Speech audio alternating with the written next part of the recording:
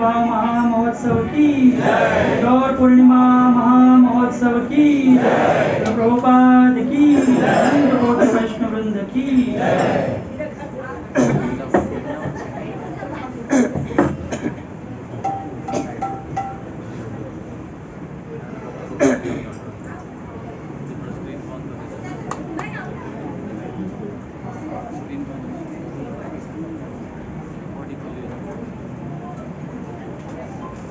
ओम नमो भगवते वासुदेवाय।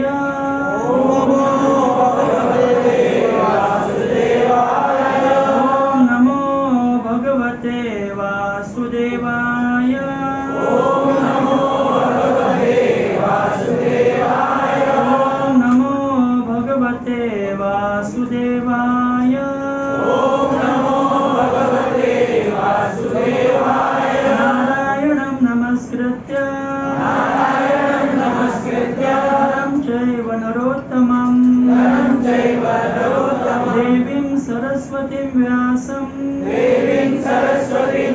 ततो जयमुदीरये। नष्टप्रायेषु भद्रेषु नित्यं भागवत सेवया भगवती उत्तम श्लोके भक्तिर्भवति नैष्टिकी। कृष्णाय वासुदेवाय देवकी नंदनाय च नंदगोपकुमाराय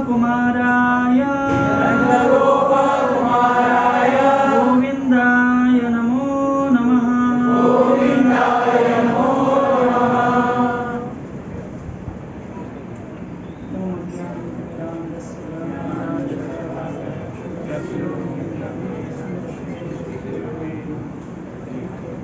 गौरचंद्राय राधिकाय कृष्णाय कृष्ण भक्ताय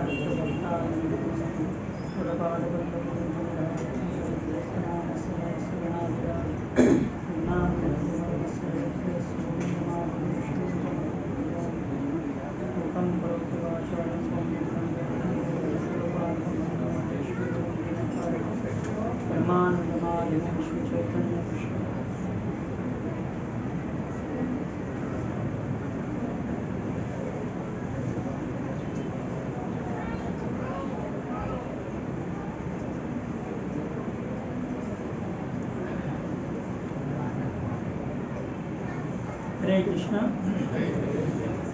आप सभी का स्वागत है इस सायंकाल श्री गौर पूर्णिमा महामहोत्सव में। हम अंतर्राष्ट्रीय कृष्ण भवनामृत संघ इस्कॉन की तरफ से आप सभी का हार्दिक स्वागत करते हैं और सभी को श्री गौर पूर्णिमा महामहोत्सव की बहुत बहुत शुभकामनाएं देते हैं। तो सर्वप्रथम आप सभी वैष्णव के चरणों में मैं नम्र निवेदन करता हूँ कि मेरी वास्तविक कोई योग्यता नहीं है भगवान के विषय में कुछ कहने की, लेकिन आप सभी वैष्णव अगर आशीर्वाद देंगे तो कुछ मैं भगवान के विषय में कह पाऊँगा। सबको सुनाई दे रहा है? थोड़ा बड़ा आप सभी वैष्णव प्रार्थना कीजिए और आशीर्वाद दीजिए, जिसके कारण मैं ये गौर लीला या गौर तत्व के विषय में कुछ चर्चा कर सकूँ। तो ये बहुत ही पावन अवसर है या उत्सव है सभी वैष्णवों के लिए, श्री चैतन्य महाप्रभु का आविर्भाव।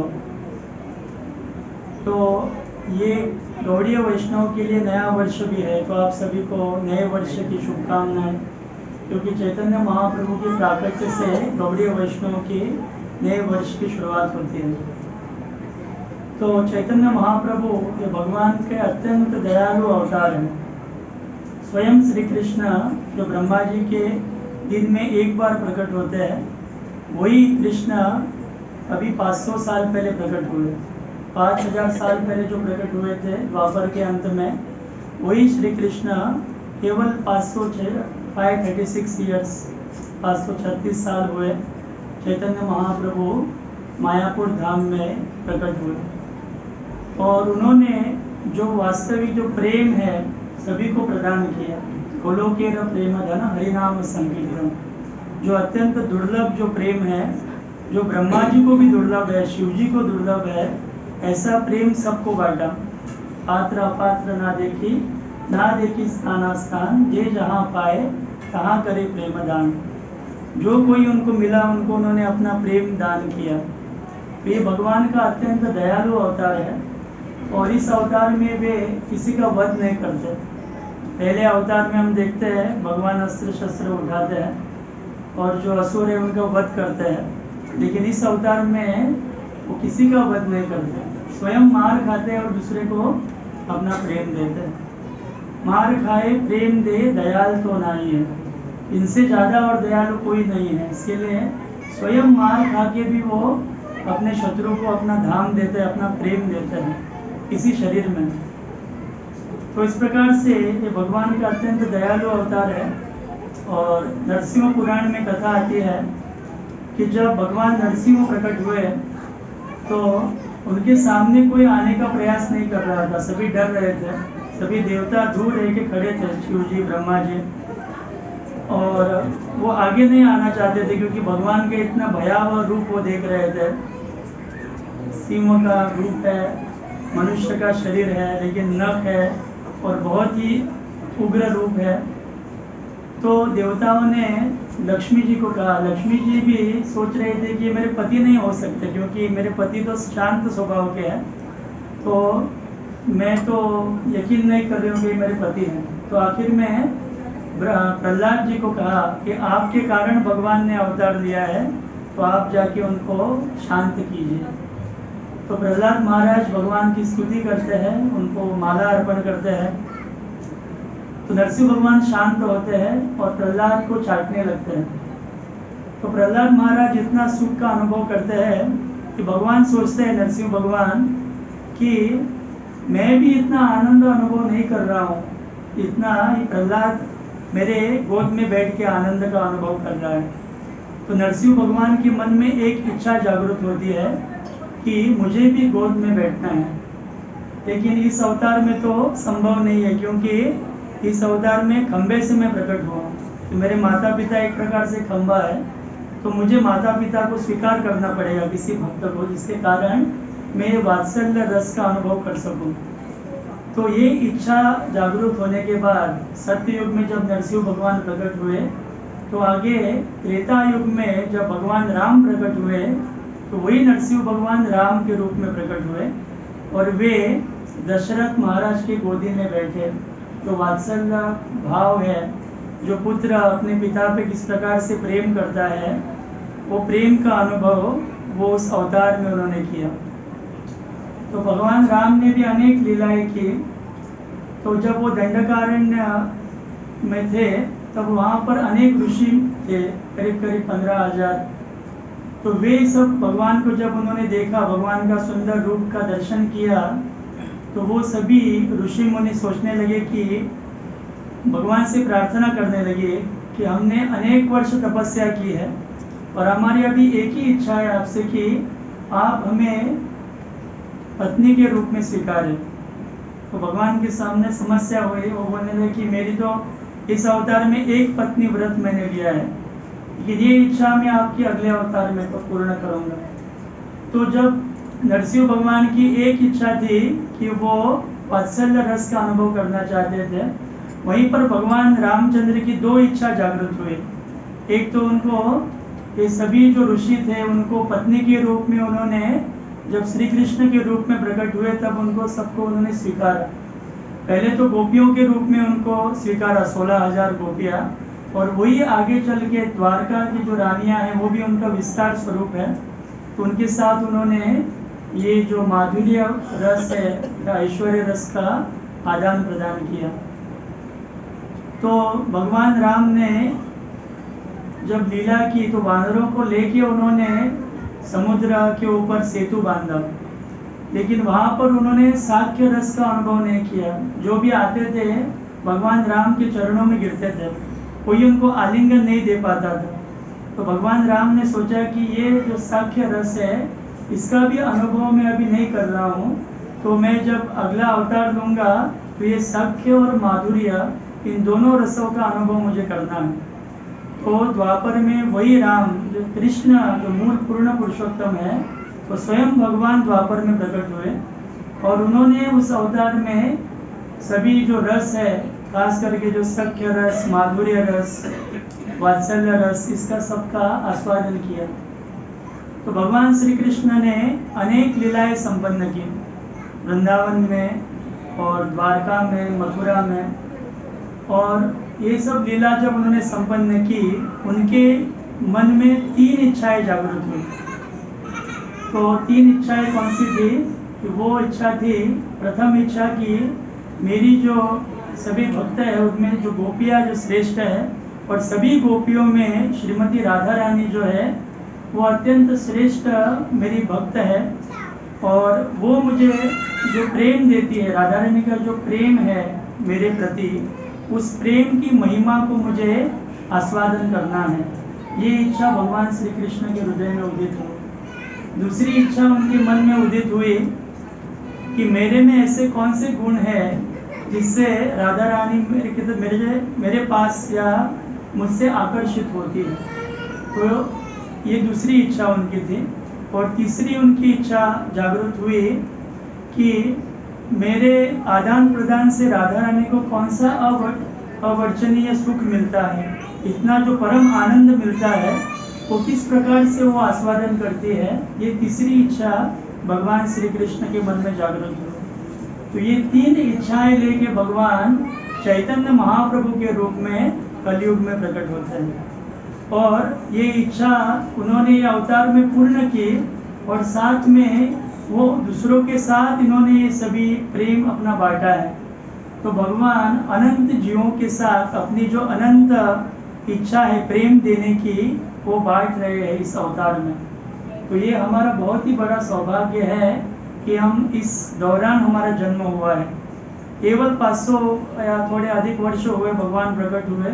श्रील प्रभुपाद अभी अभी इस धरातल से भगवत धाम लौट गए। हालांकि प्रभुपाद अभी भी है हमारे बीच में, फिर भी दृश्य रूप से, प्रकट रूप से हम उनको देख नहीं पा रहे एक प्रकार से। लेकिन ये इतना हमारा सौभाग्य है कि भगवान और उनके प्रिय भक्त, उनकी कृपा से हमें ये मौका मिला है। तो ऐसे कहा जाता है कि जो भक्ति है अत्यंत दुर्लभ है। यही रूपे ब्रह्मांड भ्रमिते कौन भाग्यवान जीव, गुरु कृष्ण प्रसादे पाए भक्ति लता बीज। तो स्वयं श्री चैतन्य महाप्रभु कहते हैं कि इस ब्रह्मांड में कोटि कोटि जीव भ्रमण कर रहे हैं अलग अलग शरीरों में, और उसमें से बहुत सारे अधिक तो 80 लाख प्रकार के जो शरीर है वो केवल पशु और पंछियों के या वृक्ष के हैं। पद्म पुराण में कहा गया है 9 लाख प्रकार के जलचर है, मछली आदि जीव पानी में रहने वाले, और 10 लाख प्रकार के जो जीव है वो सभी पंछी है, आकाश में उड़ते हैं अलग अलग प्रकार के, और 11 लाख प्रकार के कृमि कीटक है अलग अलग प्रकार से, और 20 लाख प्रकार के वनस्पति और पेड़ है, 30 लाख प्रकार के पशु है अलग अलग प्रजाति के। तो इनमें भी कोटि कोटि जीव है। तो ये 80 लाख प्रकार है, इसमें अनंत जीव है, और 4 लाख प्रकार के मनुष्य योनि है, उसमें भी तार मध्य मनुष्य योनि अति अल्पतर। ये मनुष्य शरीर जो है बहुत ही दुर्लभ है और उसमें भी कम संख्या में है। तो ये जो मनुष्य शरीर में भी सभी लोग वेद मार्ग का पालन करने वाले नहीं हैं। अधिकांश लोग जो है वो धर्म का ठीक से पालन नहीं करते हैं, और धर्म से पालन करने वाले, वेद मार्ग से चलने वाले जीव और भी कम है। उनमें से भी जो वास्तविक भगवान की भक्ति कर रहे हैं वो भी और बहुत ही कम है। ऐसे कहते हैं कि कोटि कर्मी मध्ये एक ज्ञानी श्रेष्ठ, कोटि ज्ञानी मध्ये एक होय मुक्त, और कोटि मुक्त मध्ये एक भक्त श्रेष्ठ, एक कृष्ण भक्त। यानी कोटि कोटि कर्मी जो लोग हैं, जो आहार निद्रा भय और मैथुन इस कार्य में लगे हैं, इसमें कोई कोई बिरला एक व्यक्ति ज्ञानी होता है। ऐसे ज्ञानी जनों में जो अनेक प्रयास कर रहे हैं आत्म साक्षात्कार के लिए, एक कोई बिरला ही मुक्त होता है, और कोटि कोटि मुक्त जीवों में कोई एक बिरला ही कृष्ण भक्त होता है। यानी हम सभी कृष्ण भक्ति का पालन करने का प्रयास कर रहे हैं, हम वास्तविक अतिशय भाग्यवान हैं। तो भाग्यवान इस शब्द का अर्थ आचार्यगण बताते हैं कि जब कोई व्यक्ति बहुत ही भाग्य से वैष्णव के संग में आता है, तो ऐसे संग में आने के बाद वैष्णव के द्वारा उपदेश सुनने के बाद उसके अंदर एक प्रकार से सुकृति जागृत होती है।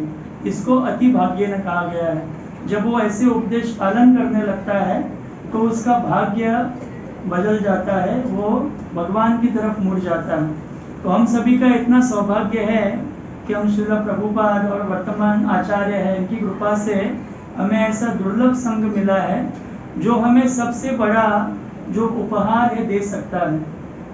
ये सबसे बड़ा उपहार क्या है? भगवान के चरणों में प्रेम प्राप्त करना।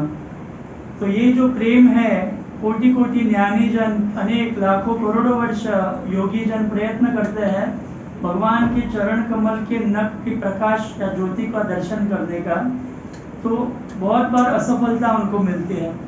लेकिन जो व्यक्ति भक्ति का आचरण करता है वो साक्षात भगवान के दर्शन कर सकता है। और वो भी कहाँ पे? जो सबसे ऊंचा, जो श्रेष्ठ क्षेत्र है, गोलोक वृंदावन। जो यहाँ पर एक चार्ट देखते हैं हम, गोलोक संचित्र, तो इसमें कभी आप देख सकते हैं अच्छी तरह से कैसे भौतिक जगत में कितने ग्रह हैं और आगे कितने वैकुंठ लोक है, अनंत वैकुंठ लोक है, अनंत भौतिक ग्रह है, अनंत भौतिक लोक है। और सबसे श्रेष्ठ सभी वैकुंठ में गोलोक वृंदावन एक सबसे श्रेष्ठ लोक है।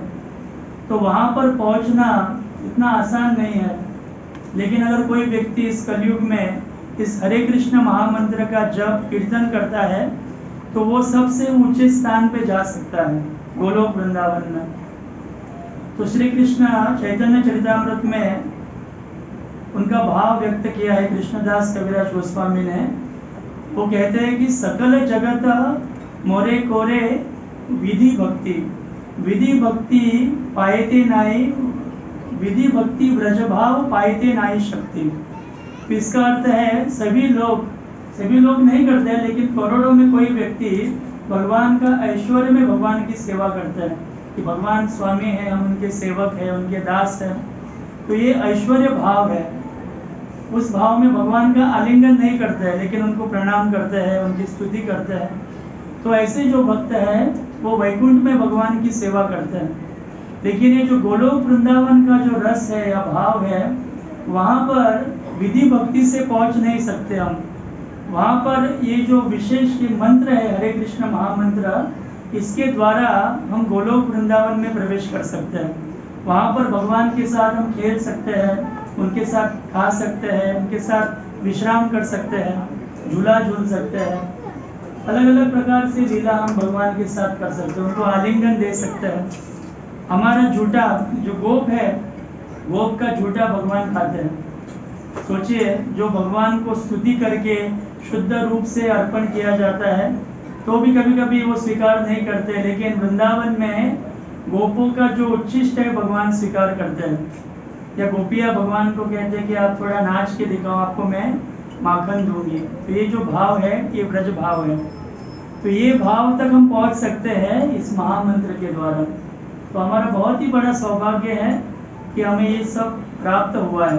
श्रील प्रभुपाद जी की कृपा है कि हमें इतना दुर्लभ ये उपहार मिला है। तो भगवान चैतन्य महाप्रभु जो प्रकट हुए इस पूर्णिमा की तिथि पे, तो उस समय में चंद्र ग्रहण लगा था, चंद्र को ग्रसित किया था राहु ने। तो कृष्णदास कविराज गोस्वामी कहते हैं कि सकल जगत बोलिया हरि हरि, तब ते क्षणे गौर कृष्ण भूमि अभितरी। सभी लोग भगवान का नाम ले रहे थे, हरे कृष्णा कृष्णा कृष्णा हरे हरे, हरे राम राम राम हरे हरे। क्योंकि जब चंद्र ग्रहण होता है तो वो शुभ समय नहीं माना जाता है। तो वैदिक परंपरा के अनुसार लोग पवित्र नदी में स्नान करते हैं और भगवान के पवित्र नामों का उच्चारण करते हैं। तो सभी लोग भगवान का नाम ले रहे थे, हरि हरि कृष्ण कृष्ण कह रहे थे। तो उस समय में कुछ यवन थे, मुसलमान थे, तो वो हिंदुओं को देख के बोल रहे थे कि कृष्ण कृष्ण बोल रहे हैं, हरि हरि बोल रहे हैं, देखो इनको। तो उनके मुख से भी कृष्ण नाम आ रहा था, हरि नाम आ रहा था। तो ये भगवान की योजना थी कि सभी को अपना नाम वो बुलवाना चाहते थे अपने प्राकट्य के पहले ही। और जब भगवान प्रकट हुए चैतन्य महाप्रभु, तो हरि हरि उच्चारण करते हुए प्रकट हुए। इसके लिए उनका एक नाम है गौर हरि। गौर यानी पिघले हुए सोने के समान उनकी अंग कांति है, उनका स्वरूप है, और मुख से हमेशा हरि नाम उच्चारण करते हैं, इसके लिए उनका नाम हुआ गौर हरि। वो नीम के पेड़ के नीचे प्रकट हुए। उनके पिताजी का नाम था जगन्नाथ मिश्र और माता सची माता। तो उनके द्वारा वो प्रकट हुए नीम के पेड़ के पास।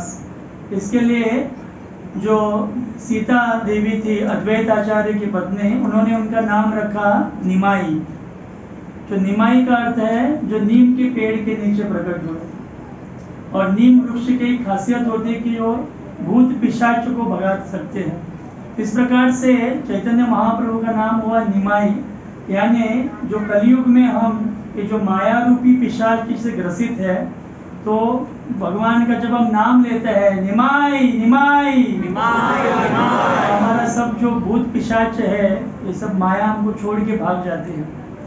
तो उनका नाम गौरांग भी है। गौर यानी जो अभी वर्णन हमने किया सुवर्ण कांति जिनकी है, पिघले हुए, क्योंकि बंगाल में गौर यानी सोना, तो पिघले हुए सोने के समान दीप्त उनकी सुवर्ण कांति है।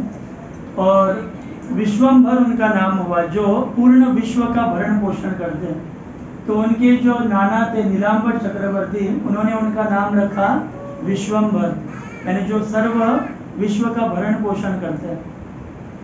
तो ऐसे नित्यानंद चैतन्य महाप्रभु जो थे आज के तिथि पे प्रकट हुए, और उन्होंने अपना जो योजना है प्रकट की कि मुझे सभी जीवों को ये हरिनाम प्रदान करना है।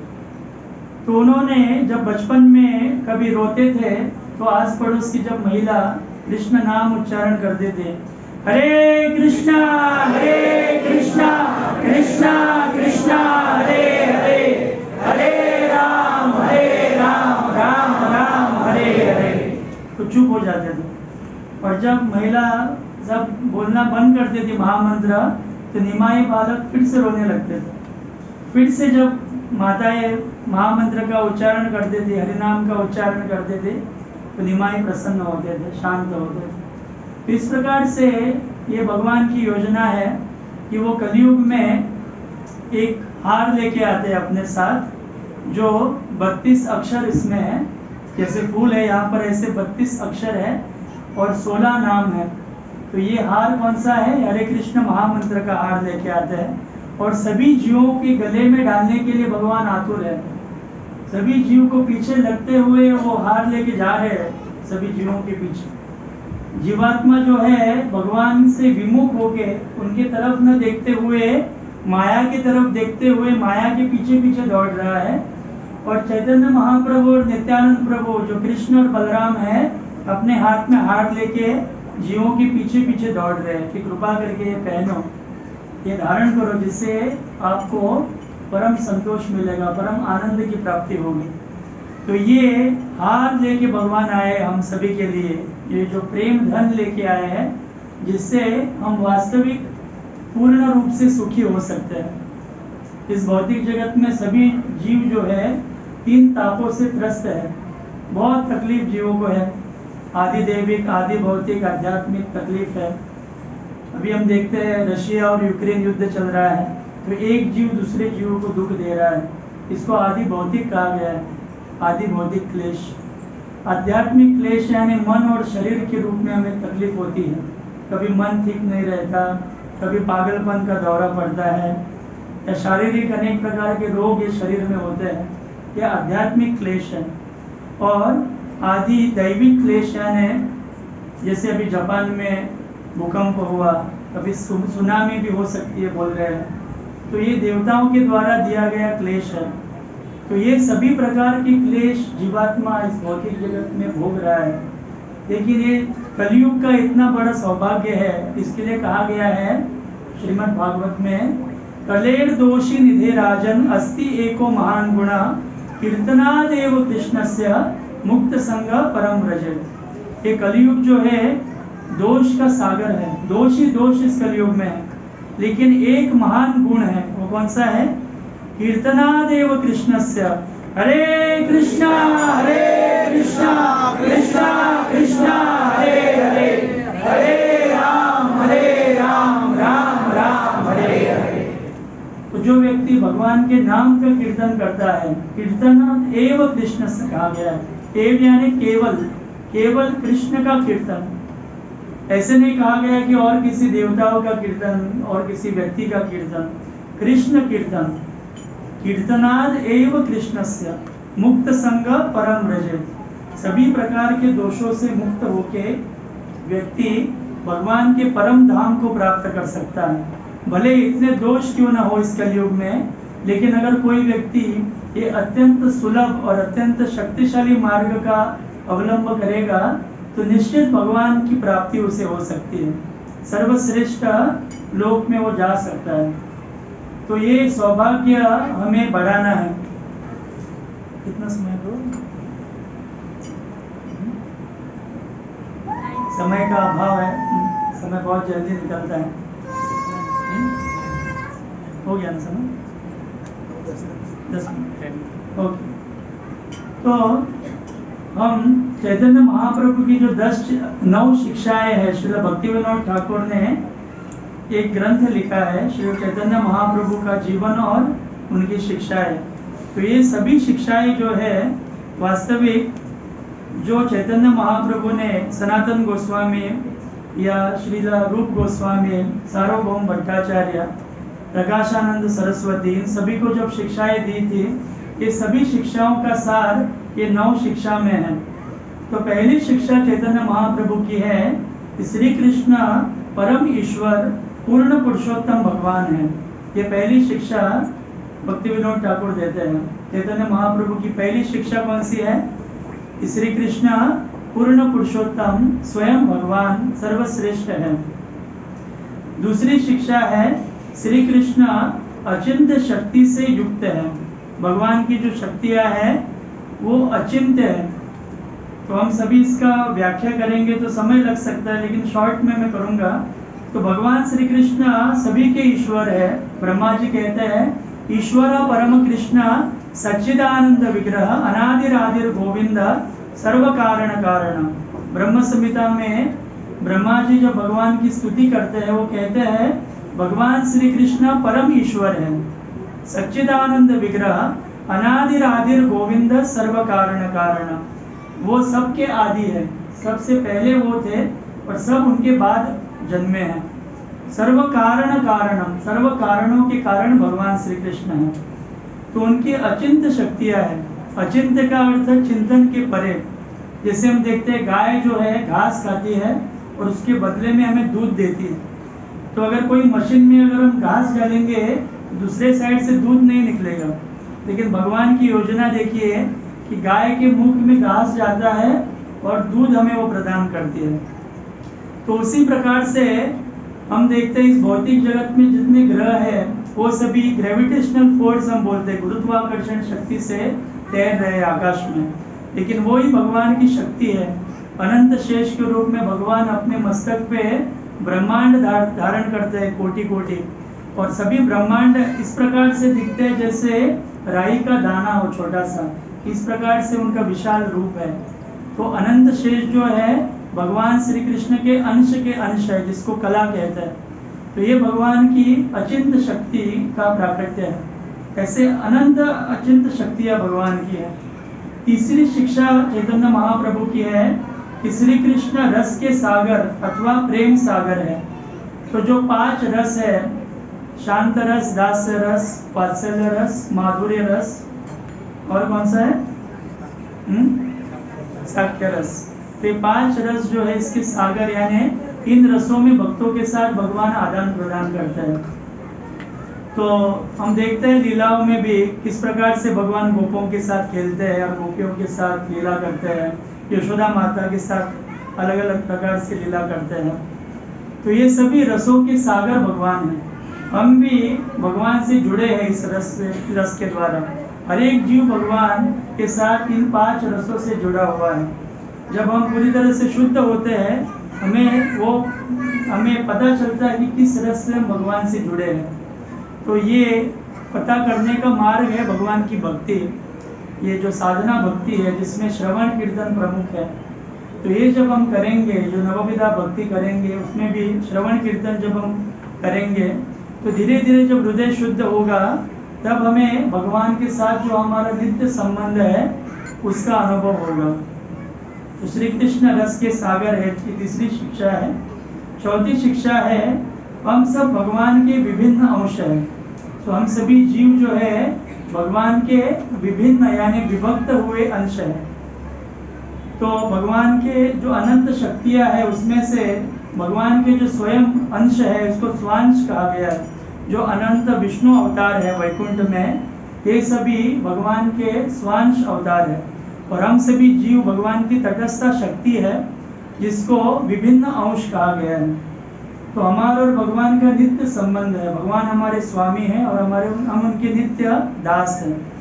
लेकिन भगवान हमारे साथ एक भौतिक जगत के स्वामी और सेवक की तरह व्यवहार नहीं करते। यहाँ पर स्वामी और सेवक का संबंध इतना अनुकूल नहीं होता है, लेकिन भगवान अपने सेवकों का भी आदर करते हैं, उनकी सेवा करने के लिए लालायित रहते हैं। तो इस प्रकार से अत्यंत मधुर और दिव्य स्वामी है भगवान, जो अपने सेवकों को अतिशय प्रेम देते हैं। तो हम सभी उनके दास हैं। और 5वीं शिक्षा है, भौतिक प्रकृति में कुछ जीव बद्ध है जिसको नित्य बद्ध कहा गया है।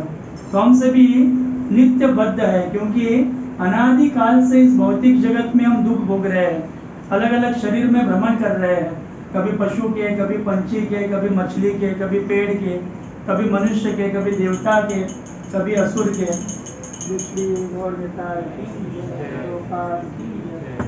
तो ये हमारा भ्रमण अनादि काल से इस भौतिक ब्रह्मांड में चालू है। इसके लिए हमें नित्य बद्ध कहा गया है। बद्ध यानी बांधा हुआ। हम इस भौतिक जगत में बंध गए एक प्रकार से। तो यहाँ से हम निकल भी सकते हैं, ऐसे नहीं कि हमेशा हम बद्ध रहेंगे। यहाँ से हम छूट भी सकते हैं जब हम ये साधना भक्ति का अवलंब करेंगे। श्रील प्रभुपाद जी ने जो नियम दिया है, 16 माला जप करना कम से कम, और 4 नियमों का पालन करना, वैष्णव के संग में आना, उनकी पुस्तकों को पढ़ना, जब ऐसे करेंगे तो इस भौतिक प्रकृति से हम छूट सकते हैं। तो छठा उनका उपदेश है, कुछ जीव भौतिक प्रकृति से मुक्त है जिसको नित्य मुक्त कहा गया है। तो इस पूरे अनंत ब्रह्मांड में जितने जीव है, ये केवल 1/4 यानी 25% इस भौतिक जगत में है। बाकी जो 75% जीव है वो सभी भगवान के धाम में उनके साथ लीला आस्वादन कर रहे हैं, उनकी सेवा कर रहे हैं। तो कभी कभी भगवान के आदेशानुसार यहाँ पर वो नित्य मुक्त जीव आते हैं, जैसे श्रील प्रभुपाद तो यहाँ पर आए और उन्होंने हमें भगवान की भक्ति कैसे करना है वो हमें सिखाया है। इसके कारण हम भगवान को प्राप्त होके उनकी सेवा उस धाम में कर सकते हैं। तो उनका आगे की शिक्षा है 7वीं, कि भौतिक और आध्यात्मिक जगत भगवान के अचिंत्य भेदाभेद शक्ति का आविष्कार है।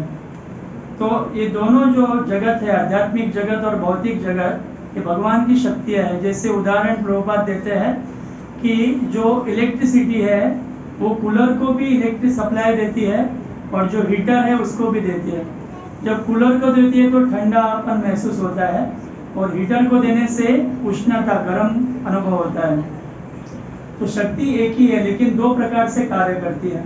उसी प्रकार से भगवान के धाम में भगवान की योग माया शक्ति कार्य करती है, जो भगवान की लीलाओं में सहाय करती है जीव और भगवान के बीच में। और यहाँ पर महामाया कार्य करती है, जहाँ पर जीव भगवान को भूल जाता है, विस्मृत हो जाता है। तो ये भी भगवान की शक्ति है जिसको महामाया कहा गया है। तो ये दोनों भगवान की शक्ति का आविष्कार है। 8वीं शिक्षा चैतन्य महाप्रभु देते हैं, भगवान को प्राप्त करने का सर्वोत्तम मार्ग है भक्तिमय सेवा। तो अगर भगवान को हमें प्राप्त करना है तो ज्ञान मार्ग, योग मार्ग, ये कुछ मार्ग नहीं चलेंगे। केवल भगवान की जो भक्ति है, जिसमें भगवान का नाम उच्चारण है, भगवान के विषय में सुनना है, भगवान की अर्चा विग्रह या चित्र की सेवा करनी है, पूजा करते हैं, भगवान को प्रणाम अर्पण करना, भक्तों के संग में आना, भगवान का प्रसाद स्वीकार करना। तो ये नवविधा जो भक्ति है, श्रवणम कीर्तनम विष्णु स्मरणम पाद सेवनम अर्चनम दास्यम साक्यम आत्मनिवेदनम, तो ये नवविधा भक्ति जो है ये सर्वश्रेष्ठ मार्ग है। उसमें भी जो महामंत्र का उच्चारण है वो अत्यंत सुलभ है। हरे कृष्णा कृष्णा कृष्णा हरे हरे, हरे राम राम राम हरे हरे। तो आखिरी शिक्षा भगवान चैतन्य महाप्रभु देते हैं कि भगवान का प्रेम प्राप्त करना यह सबसे बड़ा पुरुषार्थ है, जिसको पंचम पुरुषार्थ कहा गया है। तो धर्म अर्थ काम और मोक्ष 4 पुरुषार्थ हैं, लेकिन इसमें जो सबसे श्रेष्ठ है पंचम पुरुषार्थ वो है भगवान का प्रेम प्राप्त करना।